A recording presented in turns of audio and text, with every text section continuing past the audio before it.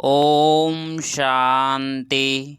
10 अप्रैल 2026 बाबा का साकार मुरली। मीठे बच्चे, बाप आए हैं भारत को सैल्वेज करने। तुम बच्चे इस समय बाप के मददगार बनते हो। भारत ही प्राचीन खंड है। प्रश्न: ऊंची मंजिल में रुकावट डालने वाली छोटी छोटी बातें कौन सी है? उत्तर: अगर जरा भी कोई शौक है, अनावश्यक वृत्ति नहीं है, अच्छा पहनने खाने में बुद्धि भटकती रहती है, तो यह बातें ऊंची मंजिल पर पहुंचने में अटक रुकावट डालती है।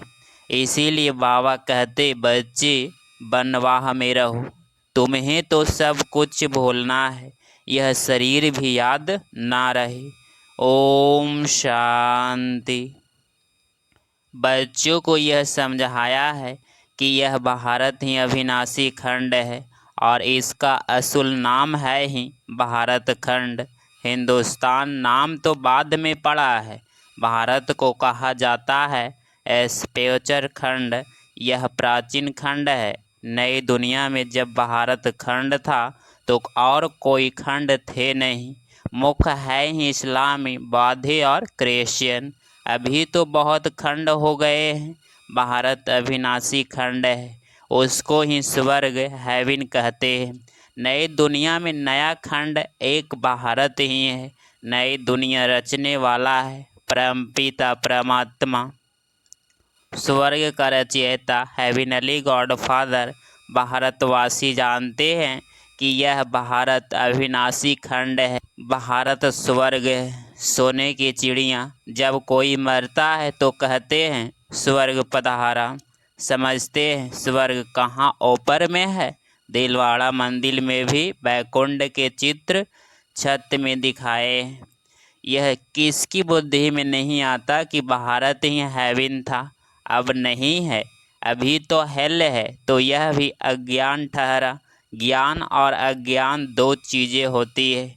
ज्ञान को कहा जाता है दिन, अज्ञान को कहा जाता है रात। घोर सोझरे और घोर अंधियारे कहा जाता है। सोझरा माना राइज, अंधियारा माना फाल। मनुष्य सूर्य का फाल देखने के लिए सरसेंट पर जाते हैं। अब वह तो है हद की बात। इसके लिए कहा जाता है ब्रह्मा का दिन, ब्रह्मा की रात। अब ब्रह्मा तो है प्रजापिता, तो जरूर प्रजा का पिता हुआ। ज्ञान अंजन शतुरो दिया, अज्ञान अंधेरे विनाश। यह बातें दुनिया में कोई भी नहीं समझते। यह है नई दुनिया के लिए नई नॉलेज। हेवन के लिए हेवनली गॉड फादर की नॉलेज चाहिए। गाते भी है फादर इज नॉलेजफुल, तो टीचर हो गया। फादर को कहा ही जाता है पतित पावन, और कोई को पतित पावन कह नहीं सकते। श्री कृष्ण को भी नहीं कह सकते। फादर को सबका एक ही है। श्री कृष्ण तो सबका फादर है नहीं। वह तो जब बड़ा हो शादी करे तब एक दो बच्चे का बाप बनेगा। राधे कृष्ण को प्रिंस प्रिंसेस कहा जाता है। कभी स्वयंवर भी हुआ होगा। शादी के बाद ही माँ बाप बन सकते हैं। उनको कभी कोई वर्ल्ड गॉड फादर कह नहीं सकते। वर्ल्ड गॉड फादर सिर्फ एक ही निराकार बाप को कहा जाता है। Great great grandfather Shiv Baba को नहीं कह सकते। ग्रेट ग्रेट ग्रैंड फादर है प्रजापिता ब्रह्मा, उनकी बिरादरी निकलती है। वह इनकॉर्पियस गॉड फादर निराकार आत्माओं का बाप है। निराकारी आत्माएं जब यहाँ शरीर में हैं तब भक्ति मार्ग में पुकारती है। यह सब तुम नई बातें सुनते हो, यथार्थ रीति कोई भी शास्त्र में नहीं है। बाप कहते हैं मैं सम्मुख बैठ तुम बच्चों को समझाता हूँ। फिर यह ज्ञान सारा गुम हो जाता है। फिर जब बाप आए अर्थ ज्ञान सुनाए, बच्चों को ही सम्मुख समझा कर वर्षा देते हैं। फिर बाद में शास्त्र बनते हैं। यथार्थ तो बन न सके, क्योंकि सच की दुनिया ही खत्म हो, झूठ खंड हो जाता है तो झूठी चीज ही होगी, क्योंकि उतरती कला ही होती है। सच से तो चढ़ती कला होती है। भक्ति है रात अंधियारा में ठोकरें खानी पड़ती है, माथा टेकते रहते ऐसे घोर अंधियारा है। मनुष्यों को तो कुछ भी पता नहीं रहता है, दर दर धक्के खाते रहते हैं। इस सूर्य का भी राज्य और फाल होता है जो बच्चे जाकर देखते हैं। अब तो तुम बच्चों को ज्ञान सूर्य का उदय होना देखना है। राज्य of father, downfall of Bharat. Bharat ऐसे डूबता है जैसे सूर्य डूबता है। सत्यनारायण की कथा में यह दिखाते हैं कि भारत का बेड़ा नीचे चला जाता है, फिर बाप आकर उनको सैल्वेज करते हैं। तुम इस भारत को फिर से सैल्वेज करते हो, यह तुम बच्चे ही जानते हो। तुम नियंत्रण भी देते हो। नवनिर्माण प्रदर्शनी भी नाम ठीक है। नई दुनिया कैसे स्थापना होती है उसकी प्रदर्शनी चित्रों द्वारा समझानी दी जाती है, तो वही नाम चला आया तो अच्छा है। नई दुनिया कैसे स्थापना होती है, वह राइज कैसे होती है, यह तुम दिखाते हो। जरूर पुरानी दुनिया फॉल होती है, तब दिखाते हैं कि राइज कैसे होता है। यह भी एक स्टोरी है। राज्य लेना और गंवाना 5000 वर्ष पहले क्या था, कहेंगे सूर्यवंशियों का राज्य था। फिर चंद्रवंशीय राज्य स्थापन हुआ। वह तो एक दो से राज्य लेते हैं, दिखाते हैं फलाने से राज्य लिया, वह कोई सीढ़ी नहीं समझते। यह तो बाप समझाते हैं कि तुम गोल्डन एज से सिल्वर एज में गए, सीढ़ी उतरते आए। यह 84 जन्मों की सीढ़ी है। सीढ़ी उतरनी होती है, फिर चढ़नी भी होती है। डाउनफॉल का भी राज्य समझाना होता है। भारत का डाउनफॉल कितना समय, राइज कितना समय, फॉल एंड राइज ऑफ भारतवासी। विचार सागर मंथन करना होता है। मनुष्यों को टेम्पलेशन में कैसे लाए और फिर नियंत्रण भी देना है। भाइयों बहनों आकर समझो। बाप की महिमा तो पहले बतानी है। शिव बाबा की महिमा का एक बोर्ड होना चाहिए। पतित पावन ज्ञान का सागर, पवित्रता सुख शांति का सागर, संप्रति का सागर, सर्व का सदगति दाता, जगत पिता जगत शिक्षक, जगत गुरु शिव बाबा से आकर अपना सूर्यवंशी चंद्रवंशी वर्षा लो, तो मनुष्यों को वर्षा का पता पड़े। बाप की और श्री कृष्ण की महिमा अलग अलग है। यह तुम बच्चों की बुद्धि में बैठा हुआ है। सर्विसेबल बच्चे जो है वो सारा दिन दौड़ा दौड़ी करते रहते हैं। अपनी लौकिक सर्विस से होते भी छुट्टी ले सर्विस में लग जाते हैं। यह है ही ईश्वरीय गवर्नमेंट। खास बच्चियाँ अगर ऐसी सर्विस में लग जाए तो बहुत नाम निकाल सकती है। सर्विसेबल बच्चों की पालना तो अच्छी रीति होती ही रहती है, क्योंकि शिव बाबा का भंडारा भरपूर है। जिस भंडारे से खाया वह भंडारा भरपूर, काल कंटर दूर। शिववंशी वह रचता है, यह रचना है। बाउल नाम बहुत मीठा है। शिव साजन भी तो है ना। शिव बाबा की महिमा ही अलग है। निराकार अक्षर लिखने से समझते हैं कि उनका कोई आकार नहीं है। ब्रिलियंट मोस्ट शिव बाबा है। परम प्रिय तो लिखना ही है। इस समय लड़ाई का मैदान उसका भी है, तुम्हारा भी है। शिव शक्तियाँ नॉन वायलेंस गाई जाती है, परंतु चित्रों में देवियों को भी हथियार दे हिंसा लिखा दिया है। वास्तव में तुम योग अथवा याद के बल से विश्व की बादशाही लेते हो। हथियारों आदि की बात ही नहीं है। गंगा का प्रवाह बहुत है, बहुतों को साक्षात्कार भी होगा। भक्ति मार्ग में समझते हैं कि गंगा जल मिले तब उद्धार हो, इसीलिए गुप्त गंगा कहते रहते हैं। कहते हैं बाण मारा और गंगा निकली। गौमुख से भी गंगा दिखाते हैं। पूछेंगे तो कहेंगे कि गुप्त गंगा निकल रही है। त्रिवेणी पर भी सरस्वती को गुप्त दिखाया है। मनुष्यों ने तो बहुत बातें बना दी है, यहाँ तो एक ही बात है, सिर्फ अल्प बस अल्लाह आकर वह स्तर स्थापन करते हैं। खुदा हेवन स्थापन करते हैं, ईश्वर स्वर्ग स्थापन करते हैं। वास्तव में ईश्वर तो एक है, यह तो अपनी अपनी भाषा में भिन्न भिन्न नाम रख दिए हैं, परंतु यह समझते हैं कि अल्लाह से ज़रूर स्वर्ग की बादशाही मिलेगी। यहाँ तो बाप कहते हैं मन मना भव, बाप को याद करने से वर्षा जरूर याद आएगा। रचता की रचना है ही स्वर्ग, ऐसे थोड़े ही कहेंगे कि राम ने नरक रचा। भारतवासियों को यह पता ही नहीं है कि निराकार रचता कौन है।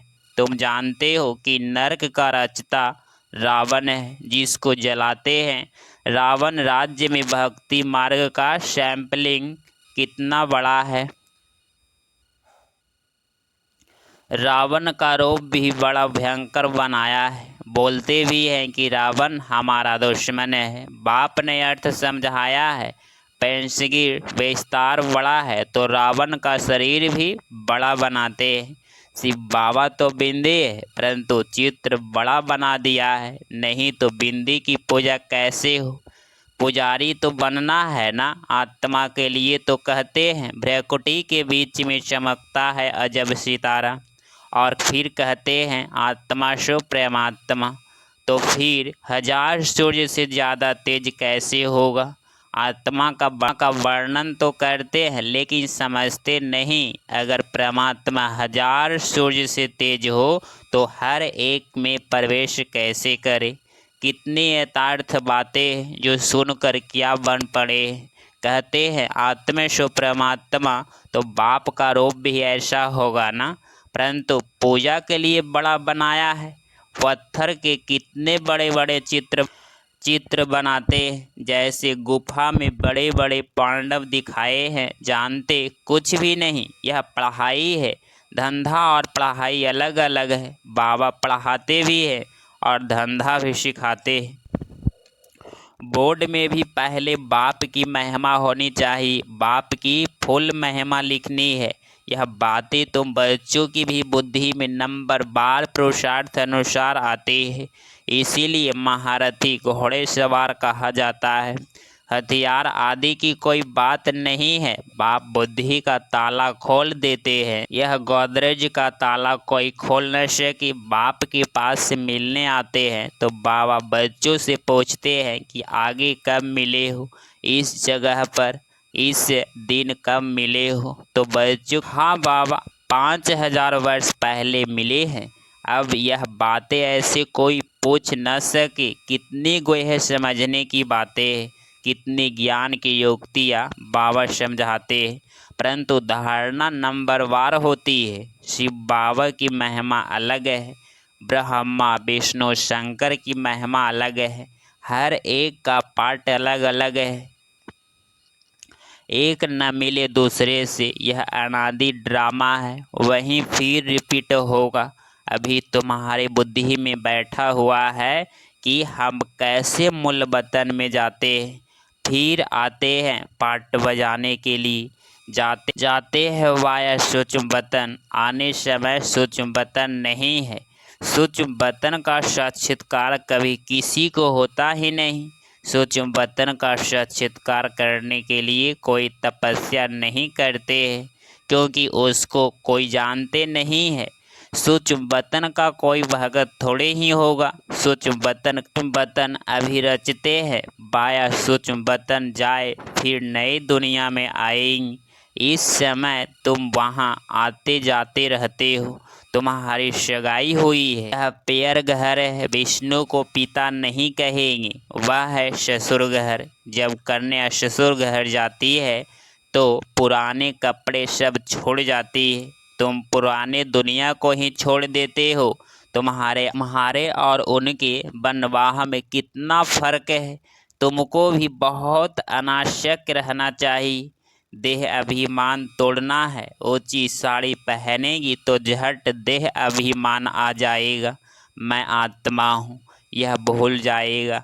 इस समय तुम हो ही वनवाह में, वनवाह और वानप्रस्थ एक ही बात है। शरीर ही छोड़ना है तो साड़ी नहीं छोड़ेगी क्या? हल्की साड़ी मिलती है तो दिल ही छोटी हो जाती है। इसमें तो खुशी होनी चाहिए। अच्छा हुआ तो हल्का वस्त्र मिला। अच्छी चीज को तो संभालना पड़ता है।